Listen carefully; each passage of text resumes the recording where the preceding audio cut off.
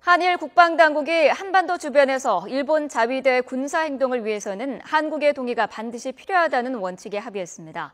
한일은 한반도에서 일본의 집단 자위권 행사 조건과 절차를 논의하기 위한 실무 협의를 진행하기로 했습니다. 권민석 기자가 보도합니다.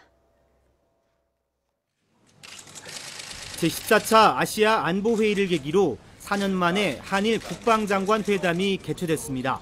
미일 방위협력 지침 개정에 따른 일본의 집단자위권 행사 문제가 단연 화두였습니다. 우리 측은 한반도 주변에서 자위대가 군사 활동을 하려면 한국의 요청이나 동의가 필수적이라고 강조했고, 일본은 한국을 포함해 자위대가 활동하는 어떤 경우에도 해당국의 동의를 얻을 것이라고 답했습니다. 이 같은 원칙적인 합의를 기초로 집단자위권 행사 조건을 구체화하기 위해 한미일 3자 실무협의 등을 진행하기로 했습니다. 일본의 집단자위권 행사와 한반도 상황과 연계해서 우리가 관심 가져야 할 여러 사안들이 있습니다.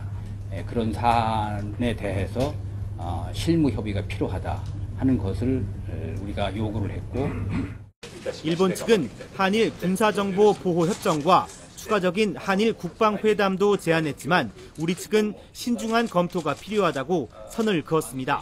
이런 가운데 한일 국방회담이 미국 측의 적극적인 요청으로 열린 게 아니냐는 논란도 불거졌습니다.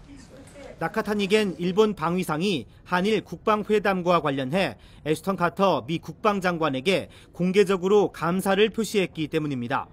하지만 국방부는 한일 국방회담에 대한 미국 측 요청은 없었고 우리 국익만 고려했다고 반박했습니다.